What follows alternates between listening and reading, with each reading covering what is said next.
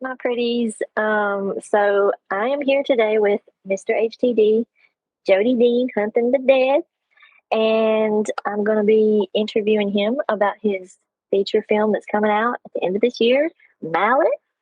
And while we're doing that, I had an assignment that was due in my class, and all of this kind of just fell together. I wasn't expecting that, and then I wasn't expecting him to shoot out a message wanting to interview, so it just all came together. So here we are. So how are you doing, Mr. I, Jody Dean? I'm doing great. Thank you, Miss Sam. I was so happy that you decided to be one of the people to reach out. Happy that you have that assignment in school. And I'm stoked about this film and I'm stoked to talk to you about it because I know you're a horror lover like me. And yeah, this is going to be cool. I can't wait. Thank you. I can't wait, and I appreciate you taking the time to let me interview you. Absolutely. Okay, so we'll get started. So the first question is, what inspired you to become a film director, or what jump started you into wanting to direct? Yeah, absolutely. So I've been doing music my entire life. I love music. When I was about 26 years old, I wanted to try and get into film, and I wanted to make movies, but I thought the best thing to do would start making short films, of course, not just jump right into it. And I started making short films, and I wanted to make horror short films, and I couldn't find nobody to do special effects makeup or a lot of the other jobs. And it just so happened to be that I was skilled in making all kinds of different music. So I started messing around with making horror music and learning special effects makeup from YouTube tutorials and trial and error. And I made a lot of films on super low budgets with not a lot of means, but I was super creative and they came out pretty good. And when it came to finally making a feature film, all that stuff that I learned was a huge, huge help. Right. Yeah, and you have a lot of background with the whole special effects and stuff. So, and you're good at Thank, thank you. Yeah, I love that stuff. yeah. So what film would you say would be the most inspirational, or what carried you, or what you carry with you that inspires your visions to your own film? Definitely the Wrong Turn movies. I'm a fan of a long list of horror films, but the Wrong Turn movies. Anytime I would ever watch them because I watch them all the time. Every month I'll pop one on. Um, I loved that feel of ending up in the middle of nowhere, and it's kind of what I do on YouTube if you think about it. You do, you really do. We just end up at weird random places, and I love that that happened in the movies, and that you never knew what was going to be in those woods, and there was always an element of gore. They always had a great soundtrack, and it was just a perfect horror film in my eyes. So they really inspired me. I said if I ever did a movie, I want to do something like that, and Mallet's not exactly like that, but I think I learned a little bit from those, and you feel the presence in there. If it's anything like those, it's going to be intense because those movies are so intense. Oh yeah, Yeah. no, it's definitely an Um, interesting film. right. So what jump started the vision of Mallet, and how was he born? Yeah, so when I was writing the script, it was really important to me to get something physical done, and I had this vision for him, and I started creating the costume and the mask. And once I seen that, I finished the script, and I was like, okay, I want a character that will hold up in the horror arena amongst other characters like a Jason, a Michael Myers, a Terrifier, Hatchet. And I came up with Mallet. He kills people with the mallet. Um, I feel like he stands out. If you put him next to those guys, you're like, yo, he's got a strong enough presence to be around for a while. That was really like important to me when I was writing my script. I was like, this guy's got to stand out. He's got to have a presence, and he can't be like the bunny massacre, which there's nothing wrong with that. But like this has to be something that's going to be around for a while. So that was the key. Well, I think you hit the nail on the head with that because I see him going places. Mallet. thank you for that, and you've said that from the beginning too. Ever since you've seen like little picture screenshots and stuff like that, so it means a lot. Oh yeah, sure. Um, so does Mallet have a backstory, or and will that be revealed in the film? It definitely will be revealed in the film. I've done my best to keep a lot of the film under wraps, but there's is I've told you before, like the thing about this character is there's an element of realism. Um, there's somebody in America right now that is a mallet, and you see that in this film. And I think that that's what's really scary is that you get a little bit of fiction there, but you also get this big hint of realism to where it's like this is believable, like this could really happen.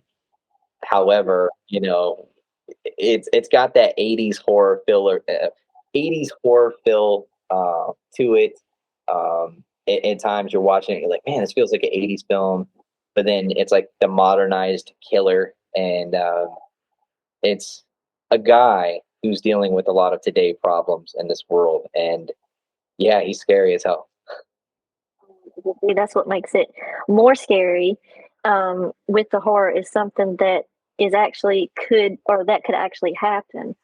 And I have to say that the 80s era was like the best time for like the horror movies. Like I would say every 80s slasher or whatever is like the best to me.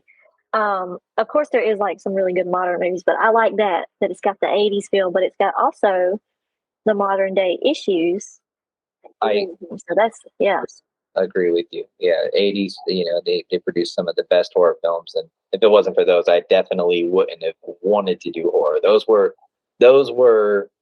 and Wrong Turn and some of the movies that came later.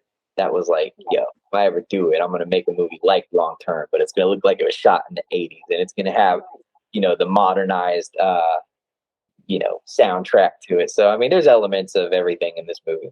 Yeah, that's perfect too. Um, okay, so what was your process when creating the script and then the filming?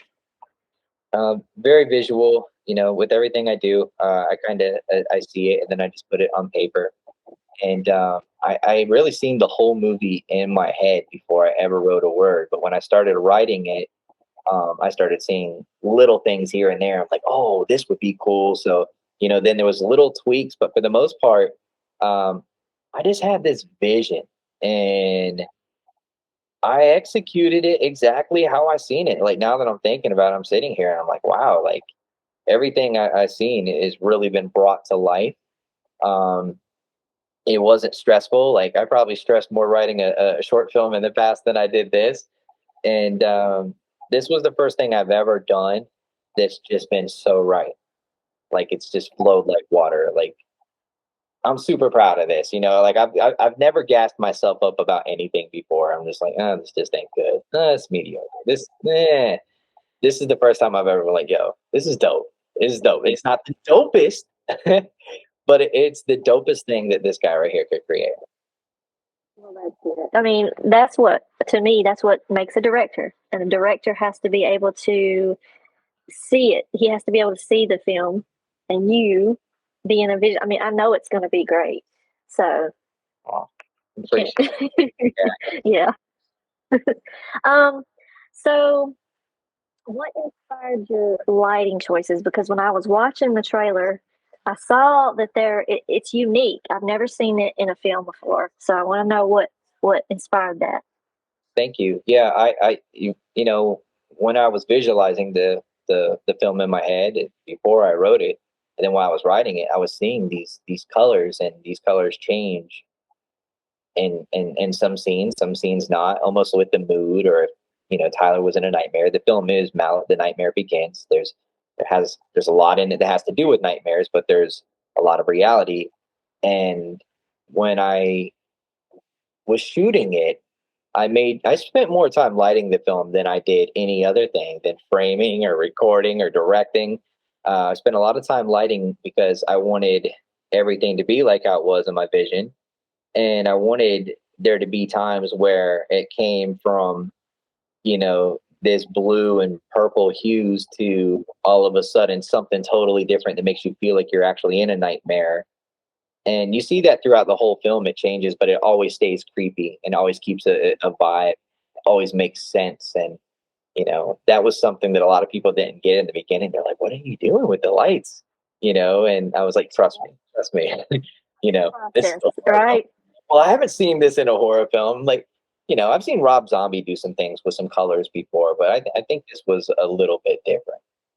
Oh, yeah, for sure. And I think that, you know, we've been learning about sound in my class I'm taking right now, and how sound affects us when we're watching. If we watch something without sound, it's a different kind of feeling when you have the sound. So that's the same with the lighting, I think.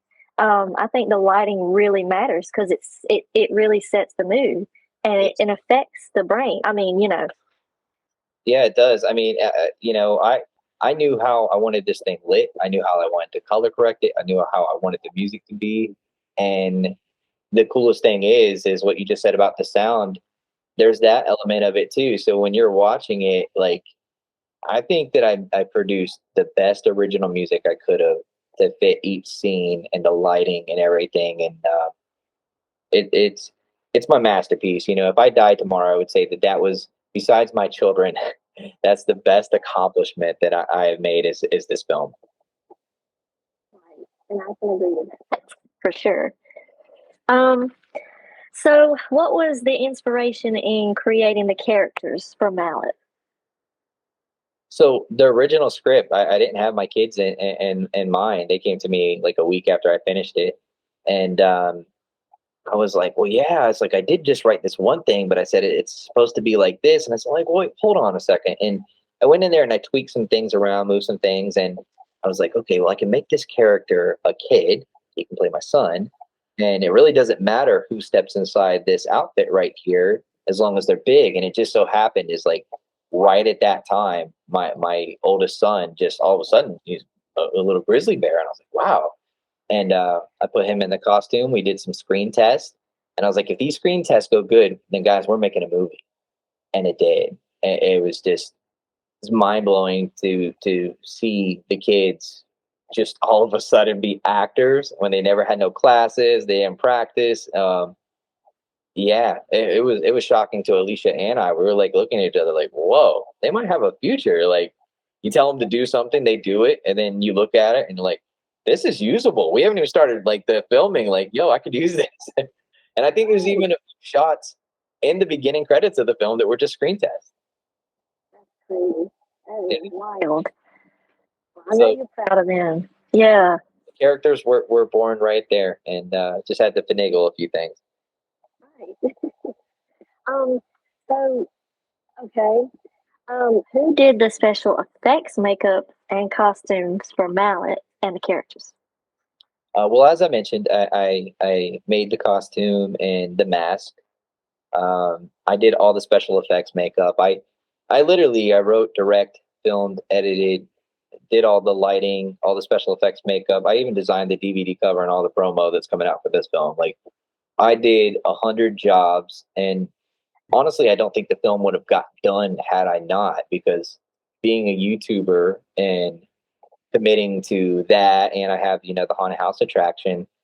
I had to do this movie on my own time, and if it wasn't for that, it wouldn't have got done. And in the area where I shot this, it's 3.5 hours away from Atlanta, so getting those kind of people there would have been impossible almost, or super expensive.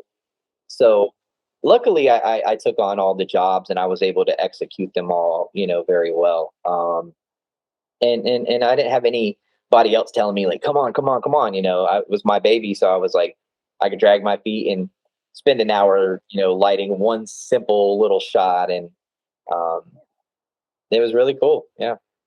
Yeah. Well, I know that when I created my short film, you had mentioned earlier, um, it was hard, and that was just 5 minutes, and I was lighting, director, I mean, all of it, Yeah. and so I cannot imagine a whole feature film, and you did it all.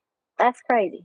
Yeah, that was probably the toughest thing I faced. However, it wasn't something that detoured me or derailed me at any point. It just was like I think halfway through, I was just so used to it, and I was like actually happy. I was like, man, I was like, I get to light this the way I want. I get to shoot it the way I want. There's not 20 brains in one head telling me what to do. And to be honest with you, if I continue doing feature films, which I really want to, I wanted to do that before my YouTube ever took off. Honestly, that was plan A. YouTube was really like plan B, and then plan B just blew up. But if I continue doing these films, I want to kind of keep the process very simplified like this and do it my way.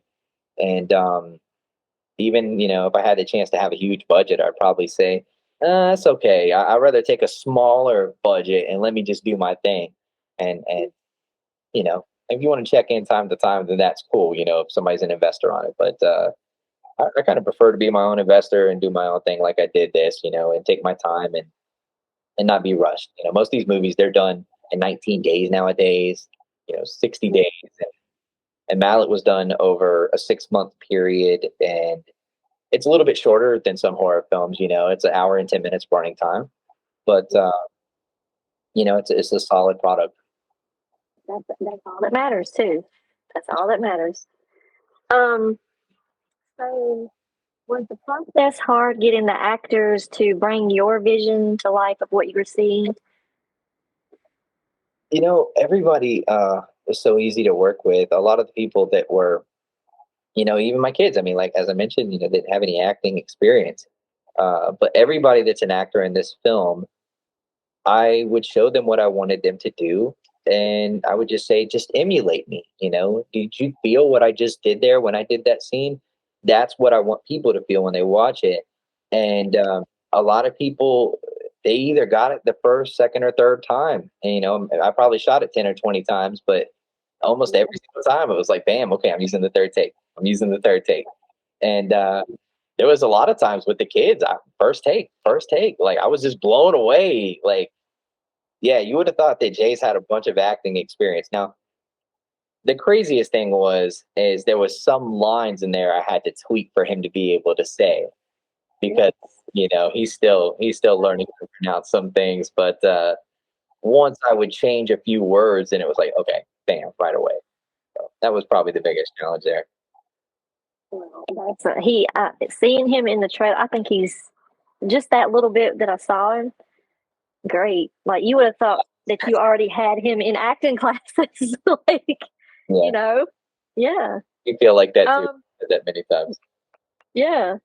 Um, so what inspired the audio and the music for Mallet? I um I had an idea how I wanted it to sound, but at the end of the day, I sat down and I just played around on the synthesizer as I was watching this thing, and I brought up Logic Pro X and was going through tons of sounds, and I made sure that every sound and every melody and ambience just fit what was on the screen, and it was really there was very few things I threw away. It was almost like this film was just meant to be. And I know I keep saying that, and that's going to be an answer for a lot of other people that ask me is like it. I had more stress making 5 minute short films in the past than I did this entire film, which is crazy. But I ended up producing 15 pieces of original music for this film, and I feel like every single one fits the scene at hand and has dynamic to it. Well, you've definitely got, I mean, a background, and anybody that's been watching you for a while knows you can do music like nobody's did, and you drop it like that, just like that. So yeah, Thank you. Yeah, I, I can't I wait just to hear that. I just recorded a song for somebody right before this interview, and I literally wrote it today and recorded it like probably 30 minutes before we got on here. See, that takes talent. Not everybody that has to. That's something that has to come natural, and not everybody has that. So, After this interview. oh yeah, I would love to hear that. Okay, so that answered the next question was, did you create all your original music? So yes, you did. Um, did you face any challenges during the production? Luckily, I'd love to tell you yes, because I want to be able to say there was something that went wrong during this, but no, I didn't because I filmed on all my own properties. I did film a scene on somebody else's property, but she's a great friend of mine. Had her sign a location release, paid her up, and that was the only thing out of the box. So in other words, I didn't have to deal with cities, counties, states, and that would probably be the most difficult thing had I made this script that had a chopper in it and we're landing it in some park somewhere. Uh, but yeah, Right. like I shot on properties that I own, and when I wrote the script, I kept that in mind as well. As I think we all kind of do. Like, okay, I'm going to write a script. I'm going to make sure that I can commit to this. I don't want to say this takes place in a zoo because they're probably not going to let you film a horror film in a zoo, right? Right, right, right. So you know that you know, definitely was a big help there, making sure that I didn't use anything that I couldn't have access to. Oh yeah, for sure. Um, so was there any scene that was challenging to shoot, and then how did you overcome it if it was?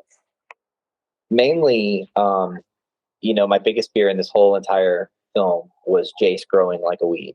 From the time we started till we just wrapped recently, he grew like a couple inches. He gained a few pounds. But I think it definitely did work because from the beginning of the film, you almost feel like he's a tough guy, but he's a little frail. And in this movie, he has to become a man and he has to really step up.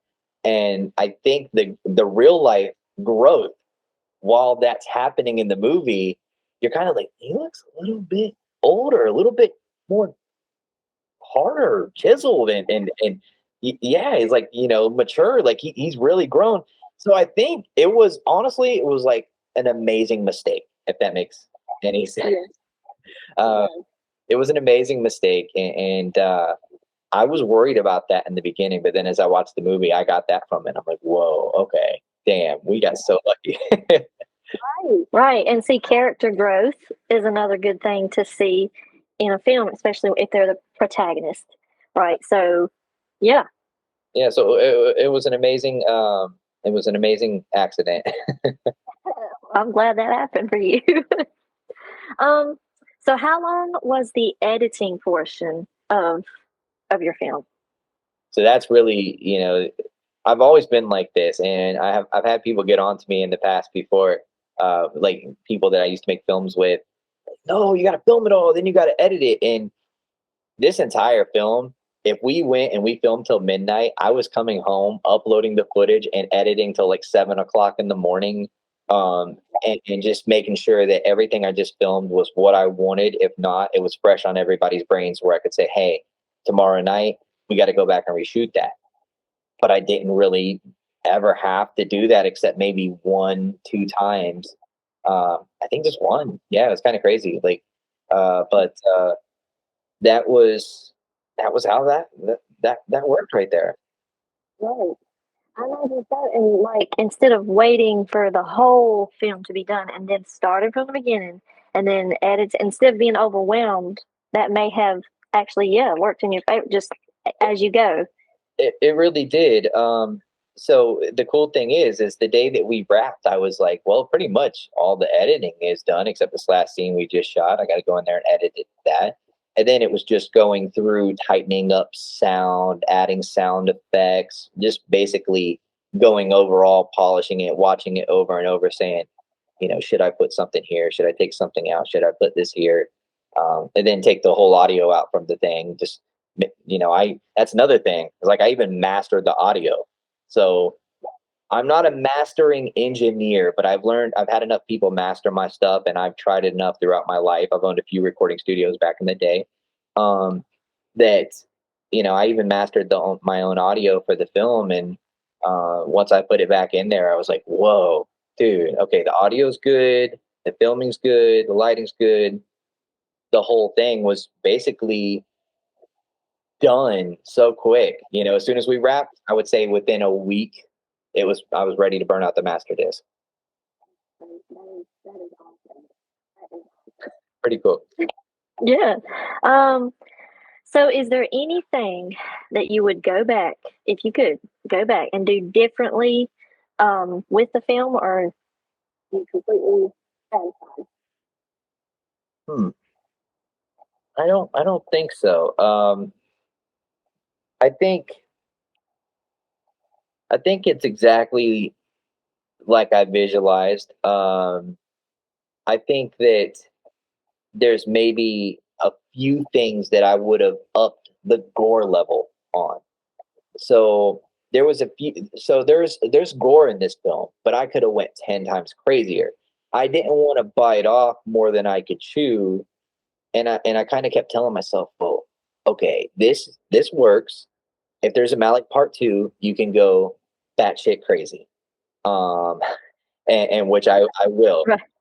And I know how to do that. There was things too, like there was this scene where you know, where Jay's Tyler in the film, uh, he gets stabbed in the stomach. And I'm like, dude, I could have so easily just wired a hose underneath his shirt where the wound is, filled it up with blood, and right there, just have some blood, pumping out the wound. And I didn't do it. I could have. It would have been so simple. But those are little nitpicking things right there. Is it break the film? No, but it's something maybe I would have stepped my game up on a little bit more since I know how to do it. Right, right. Um, so what was the experience overall working with your cast? Like, everybody was easy to work with. Yeah, yeah. Everybody was easy. The very last scene we shot, the woman that is in that scene, she got sick. I don't remember if it was COVID, what it was, but that was the longest scene. There, we had to keep on rescheduling and scheduling until she was ready. And yeah, that was the longest scene. Hesitation. I was getting worried, like I was going to have to cut the scene, and then finally we were able to pull it out the hat at the last moment. But everybody was easy to work with. Like I said, I probably only called people back one time for a reshoot, and that was it. Well, that's good. That's always good to have a cast that just goes with the flow. Especially a cast that's not really, professional actors. Some of these people, honestly, like when you watch the trailer, you wouldn't know that some of these people are not actors. Like they're really good. Yeah, yeah.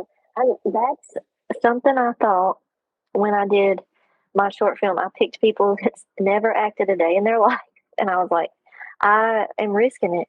But it's like when the camera turned on, it's like it brought something out of them. It was crazy, and you would think they had at least acted once or twice, or maybe just even one time in that. But no, I mean that was just their first time, and it's crazy to see what can come out of people It that really they is. don't know.